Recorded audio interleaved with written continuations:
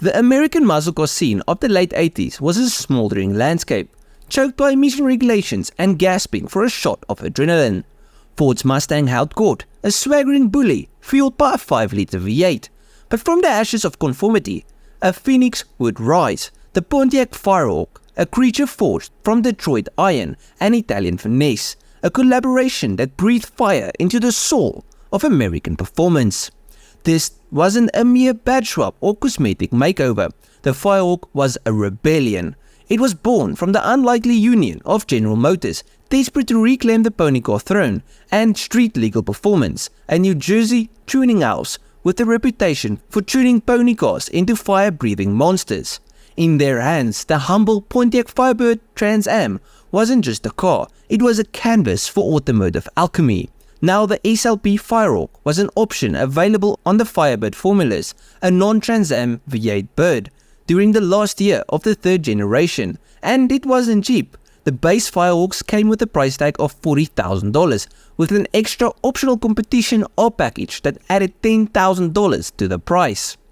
So they weren't exactly cheap, but they were worth the money. SLP delved deep, ripping out the L98 small block's restrictive intake and replacing it with a symphony of free-flowing air. This wasn't just about adding horses, it was about unleashing the beast within.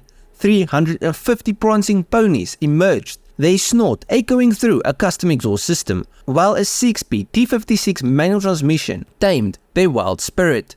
Inside, the Firehawk whispered its intentions with a subtle console upgrade, a hint of power lurking beneath the leather. They didn't stop there though, they even upgraded the brakes to a set of Ferrari F40 brakes. I mean, these cars were crazy for the time. Now, with this first generation of Firehawks, only 25 units were ever produced, and as you can see, they did more than just upgrade the engine. On the outside you had an awesome, customized body that looked like something from a film, and on the inside you got optional roll bars and a 6-point harness. You could even opt for a fuel cell, which just shows how serious they were when building these. But it was with the 4th generation Firebird where the partnership really started to blossom. Firehawks like the R6V became weapons of the asphalt. The LT1 engine, nestled under the bespoke Ram Air hood, sang its throaty array, while upgraded suspension danced a delicate tango with wide Firestone Firehawk tires. These Firehawks didn't just compete with the upcoming LS1 F-bodies, they laughed in their faces, leaving tire-smoked tracks as proof of their superiority. But the Firehawk wasn't just about straight-line bragging rights. Its handling was a legend whispered in the hushed tones of canyon roads. SLP's Alchemy wasn't limited to horsepower. They understood the delicate dance of suspension, the interplay of springs and sway bars, the language of tires whispered against the asphalt. They didn't just throw on bigger brakes and wider rubber. Their cars also got optional Torsen LSDs and upgraded built-in suspension, transforming the Firehawks into a scalpel on the tarmac, carving corners with the precision of a surgeon.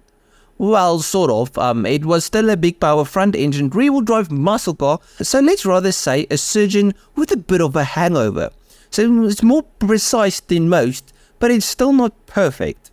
Anyways, with these amazing cars, even Pontiac was captivated by the Firehawk's magic and couldn't resist joining the dance.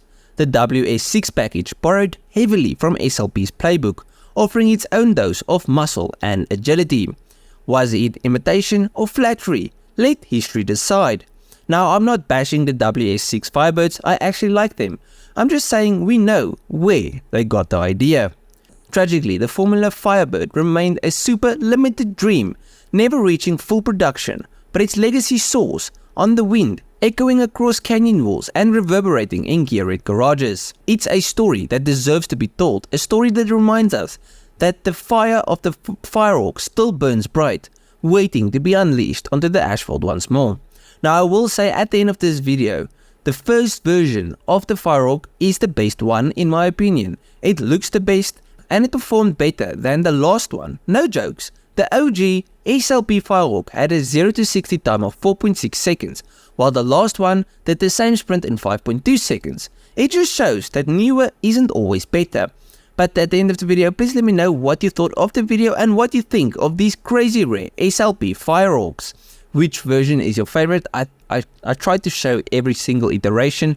They did update it almost yearly, so there's a few different ones, but in my opinion, the 1992, the original, the one where there's only 25, is the best.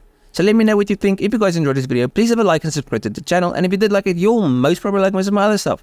So just go through my channel, see if there's something else you like. I'll check you guys in the next one. Cheers,